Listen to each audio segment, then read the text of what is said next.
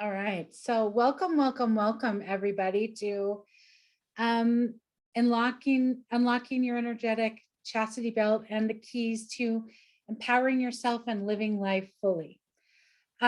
This is such timely material. I think we've always needed it, especially as women, but all of us, men, women, everybody needs this, but now maybe more than ever.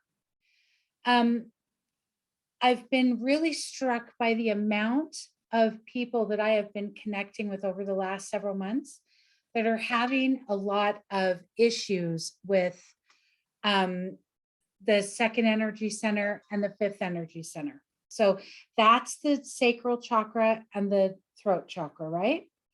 And I believe that all issues, when we see a physical manifestation of them, that they started from an emotional aspect, right? It's something emotional that has come up and that maybe we haven't dealt with it or we haven't dealt with it fully, right? It doesn't mean that we're not aware. It just means that maybe we haven't really dived into it and done all that we can. And so they start as emotional things. That's how our body's trying to get our attention, right? The emotions come up. It says, be aware of me, address me. You need to look at this. You need to do that. It speaks to us in all sorts of ways, but we're not really trained in that aspect, right? I think we're becoming much more adept at it and we're becoming much more aware and astute. But for most of, you know, the world time with humans, we've kind of, not most of it, but a lot of times we've really closed off, especially in industrial nations that are, technologically advanced and more in the work and logic and learning and all that. So it can be a real challenge. And millions of people suffer from emotional disorders like depression and anxiety. And I have seen a dramatic increase in this over the last, well, year for sure. But really in the last like 3 or 4 months, it has just been so much more. And people that don't necessarily normally have issues with anxiety and depression are now having these issues. So this is an interesting thing that I'm just going to share. Statistics are not an easy thing to find right now. Numbers are not an easy thing to find. It's really interesting. You have to kind of dig for it. But what I found is that 55 million plus people, 55 million plus people suffer from these emotional issues. Okay. And those are just the ones that are diagnosed. We have no idea the actual numbers, the people that aren't diagnosed or that aren't going to see like a practitioner that records it and all of that. Right. So the number could be much higher. And I do think that the number is probably much higher. Um, and within this 55 million, it runs the gamut of, um, pretty low key, just some localized depression here and there once in a while, some sadness, a little bit of anxiety to severe, right? Where hospitalization occurs and things like that. So when you break it down, the numbers that I found were 40 million plus have anxiety disorder of some sort, and 17 million plus have depression. And they go hand in hand. We really want to understand this. So when we look at it in those terms, um, we've got roughly 57 million people who are suffering with issues in their second energy center, which is their sacral chakra, right? And where the water element of our body is located, that area is governed. So that whole area, the pelvic area and the hips are governed by the element of water, right? And another 20 million people, right, are suffering with thyroid issues. 20 million. And again, these are diagnosed. So we have no idea what the actual number is, but it's big. And so the second energy center, the sacral chakra, goes from the pubic bone up to just right below our belly button. It's got all the reproductive organs, the kidneys, the bladder. And then we've got this fifth energy center, which is the throat area, the mouth, the jaw, the neck, the thyroid, the parathyroid, the vocal cords, the larynx. Some people say the ears are included in there. It's a lot, right? So we've got a lot going on. And if we think about it in terms of like just our own health, how easy it can be to get a UTI, right? How easy it can be to have a sore throat or to get stuck on our words or things like that. And the interesting thing is that we don't necessarily think of them being connected, because we've got the second energy center all the way down here from the pelvic bone, pubic bone up. And then we've got this area, right? There's quite a distance between that, but they are intricately connected, okay? During the early stages of embryonic development, the vocal cords and the ovaries are actually one. They are one organ. They are connected, okay? And eventually they divide into the two organs. And physically, once they're divided, they're connected by the vagus nerve. And it's so interesting to me, when I first learned that, it just like connected all the dots, because as people, we often have, and women largely have, thyroid issues. We are over like almost 70% of the thyroid issues that are diagnosed are women. And so it makes perfect sense. We've got all this trauma and stuff, ours, our ancestors, the collective trauma living in our sacral chakra, right? And it directly affects our communication. So no wonder we feel stifled. No wonder we don't really know what we believe. No wonder we've got all these thyroid issues, right? No wonder we don't feel free to speak our truth. They're so intricately woven. It makes perfect sense. And, you know, when you think about it, of course, our communication center is directly connected to the center that regulates our sexuality and our relationships of all sorts. You know, that's not an accident. And it really shouldn't be surprising, because how we communicate with ourselves, which is always where I go first with this throat chakra, right? We think it's about our communication outward, how we speak, how we write, how we appear to, you know, we're communicating outwardly, but it's all begins with the inward communication. How we're speaking with ourselves. Are we being gentle? Are we super critical? You know, are we demeaning? How do we talk to ourselves? That it all begins there. So if we've got a lot of beliefs of guilt and shame, you know, floating around or clogging up, binding us up in that second energy center, of course, this is going to not work well, right? Of course, we're going to feel bound with our words as well.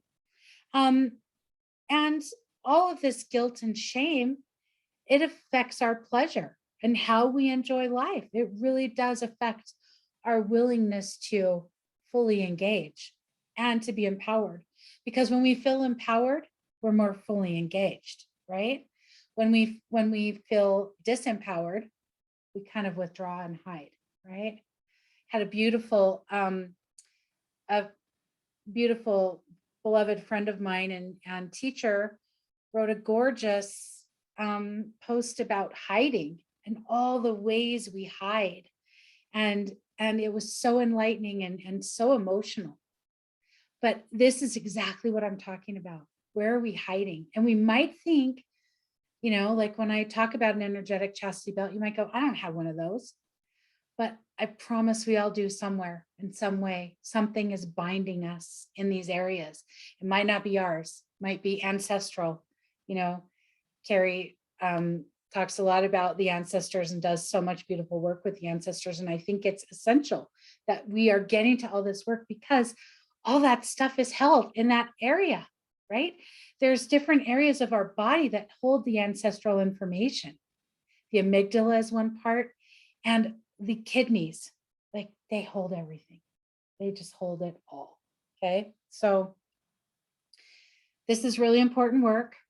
We've got to understand the relationship between the balance of the sacral and the throat chakra, how they are intimately integrated. They are not separate. And we know that, like, all of the chakras build on each other, right? When one isn't open, the others have issues. We know that. But these two, especially in women, were connected biologically from the start, right? Purposefully. Oh, Carrie's doggy wants to come play too. I love that. And we've got to understand the significance between these two areas and our emotional, our physical, our spiritual health, and our mental health, right? We call it mental health, and I've always kind of cringed at that a little bit because it is mental health, but it's really emotional health, right? Our emotions create these mental things going on. We're too much in our brain because we're feeling overwhelmed by all the emotion. We're feeling, bound in some way with our emotions or our communication. So we want to be really aware of that. The mental really is about the emotional. And one of the things that I always look at is fear. Fear is such a key component, a huge component when we're talking about emotional and physical issues, right? In both areas, the second chakra and the fifth. So we want to be really aware of fear. Fear feeds anxiety and depression. It's like a toxin, it's a cancer, and it goes in there. And any little bit of anxiety or depression that we already might have, it goes in, attaches to it, feeds on it, and before we know it, it's just ballooning, right? And it keeps us quiet. Fear shuts us down. Fear puts us in a place of hiding. This is where we put ourselves in an energetic chastity belt. When we are in fear, when we close ourselves off from our communication center, from our heart, from our pleasure zone, which is the second chakra, right? We literally imprison ourselves and bind our water so that nothing's flowing, right?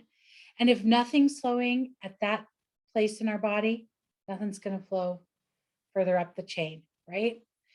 And this is really interesting about chastity belts. I just want to give a little bit of history. Because when I was doing this work for myself, it all started back in like the spring, maybe March. And I really started looking at all of the heavy emotions that I was holding on to and really realizing that the shame and the guilt, it's so ancestral, like both sides. It's huge. And I had an experience last year where I was doing genealogy and we were finding like all this stuff. It was just the amount of information we were finding was incredible. It was so overwhelming and sad. I just said, stop. My daughter and I were doing it. And I said, I can't do this anymore. I can't find out anymore about this hard lives these people led, and the shame and the guilt and the hiding that they were doing. And this is on both sides of my family. So as I've been doing all of this meditation and work with this area, I kept seeing like that I had layers and layers around my sacral chakra. And I'm like, what is this? And I was told by my spiritual team, it's like an energetic chastity belt. I'm like, what the hell?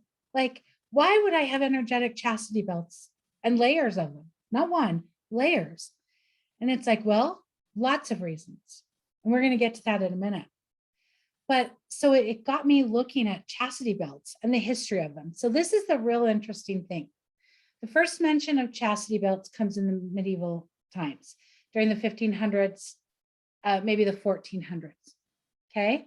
And it's like in written form, in different, texts and things like that. There's also pictures. There's one picture that's really famous of this woman on this bed with a chastity belt on. Her husband is standing in front of her with the key and her lover's behind with another key. Okay. But that's it for the until like the 18th or 19th century. So we've got to go forward like 300 or 400 years before we actually get proof of a physical chastity belt. Okay. So initially it feels like they were kind of a joke, right? But more than a joke, they were a threat. And a threat is hugely powerful. And at times, a threat can even be more powerful and more scary than reality, right? Something that might come that feels out of our control, right? We see the power of threats currently with supplies. Like, I'll go to a store one day and the shelves will be full. And then you can just see as the narrative escalates with numbers and things like that, all of a sudden you'll go to the store and the shelves will be bare of certain things, right? It's lack consciousness, it's fear, it's this threat of, but this might happen, I better be prepared, right? It's not that there's an actual shortage coming, nobody has said that, it's just this perceived shortage, the threat of shortage. Powerful, powerful energy in threats, okay? And so let's talk about the chastity belts and why they would be there, why I would have layers and layers, right? So they can be applied for many reasons. They can be applied because of lack of trust, right? In the case of that painting that I was talking about, where the woman has a chastity belt on, her husband has the key, her lover's behind her. He's like, I don't trust you when I leave, right? And that's what the whole folklore of them was in the 1400s and 1500s was. This was a means for the knights and the warriors going off to battle to keep their women safe, right? To keep them chaste while they were gone. So lack of trust is one. Protection, boundaries, fear. The key for us is to really know it's there and why, and then identify the keys to unlock it. And control is a huge part of it, okay? So means of control is often the driving force for so much of what we do. We want to feel in control. We all want to feel in control. That's universal. And when we don't feel in control internally, we look for control externally, right? Sometimes getting control internally isn't comfortable. It's not easy. It's not fun. But it is the only way we can truly have control. So when we're talking about an energetic chastity belt that was in place due to control, that can be that we've placed it there because we feel like we need protection. We feel like we need control to keep our water contained, right? Or it could be put on us by somebody else. Somebody else doesn't trust us. Somebody else doesn't trust that we will do what we need or say what we need or the way they want, for a whole host of reasons that is a whole other topic, right? A whole other conversation.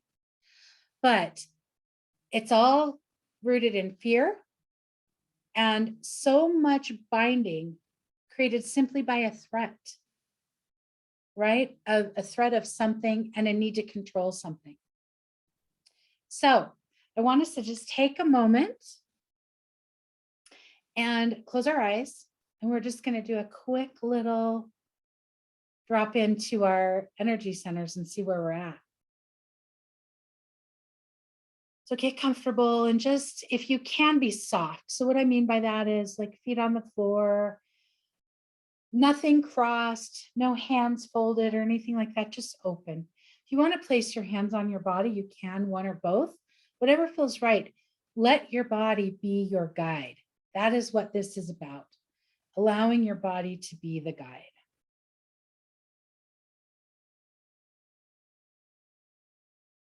And just feel into your body. And notice your body, your whole body, your body complete. And just notice if there's an area that you're called to. Doesn't have to be the sacral or the throat chakra.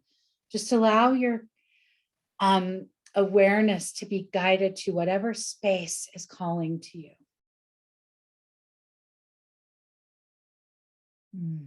And just notice that space.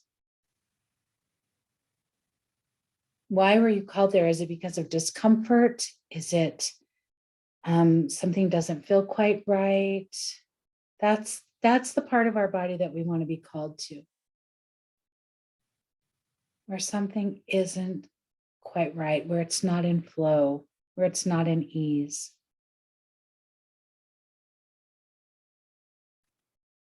And just go to that space and just drop in and really get to know what's going on there, what you're feeling. Is it emotions that are hooked on something, caught on something? Is it maybe something that you have been hiding from, you haven't wanted to deal with head on?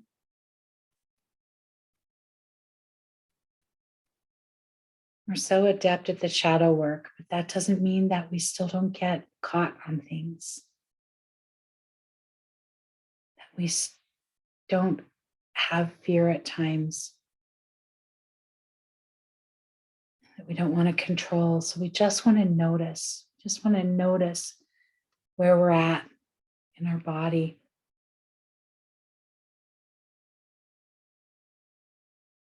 Just feel into these spaces that are full of whatever heavy emotions come up. I want you to just give them some space and sit with them for a moment and ask if these emotions are based in fact or if they are based in fiction.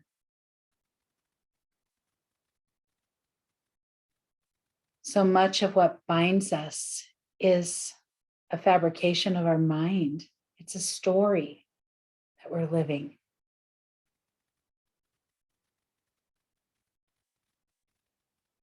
It's a creation of our own fiction. And there might be parts of these heavy emotions that are based in fact. Then they might be surrounded in fiction and embellishments. So just notice.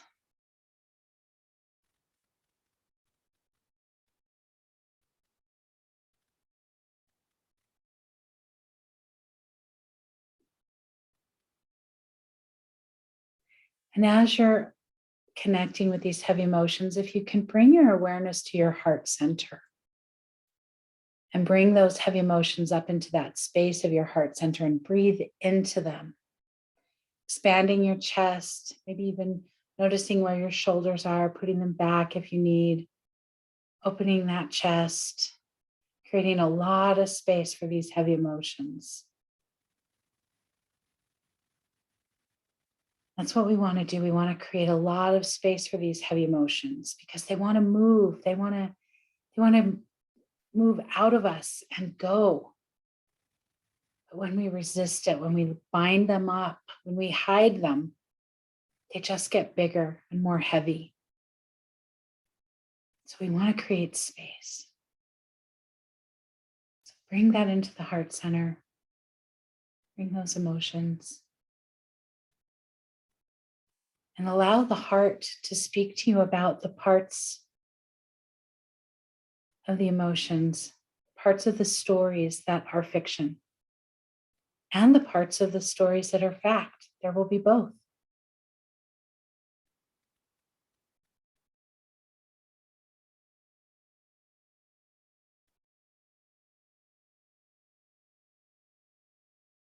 And just get a really good sense.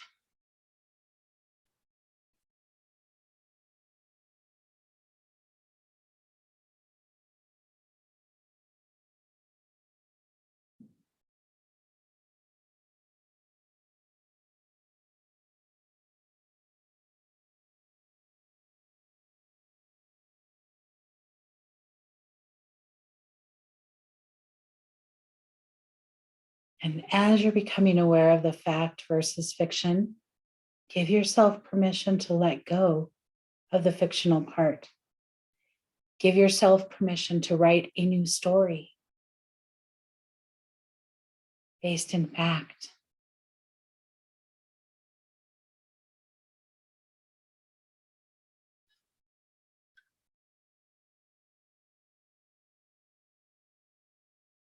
And also thank yourself for taking this time to really ground into this important work.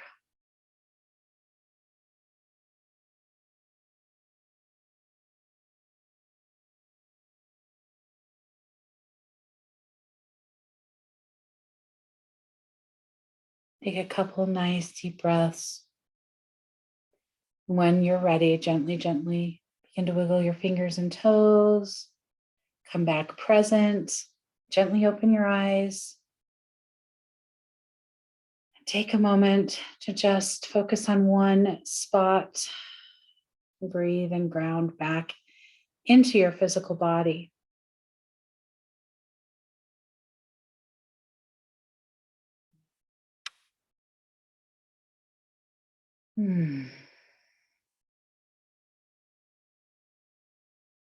So I hope that you were able to connect with some heavy emotions and able to identify the fact versus the fiction, to untangle that tightly woven web that we create of stories that we tell ourselves. This is very much about the emotions and our communication center being connected. When we create stories, they're very emotional. They're not based in fact, they're based in emotions, right? And so they can take us all sorts of places in all sorts of ways. It might be a great idea to journal about this, journal about your experience and what came up, where you found the places where you were bound or caught, or hiding, or where it was a challenge to discern between the fact and the fiction, whatever comes.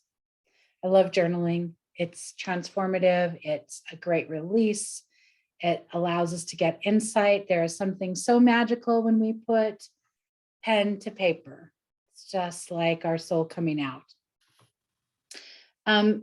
So thank you so much for being here. And just to let everybody know, this is video number one in a 3-part series that we're going to be doing about this work, why it's important, why we need it. So be watching for those. I would love for you to join live. And if you can't, the replay is always great. And again, I just want to leave you with this thought that we cannot be fully empowered. We cannot live fully if we're in fear or feeling like we're under threats, either placed on us by an outside force or our own self, right? A threat within ourselves. If we're trying to control from a space that doesn't allow us to fully be in control, it will never work. It's just an illusion. So these are the keys. We're exploring all the keys to unlocking these areas and living fully. So thank you so much. Going to stop the recording.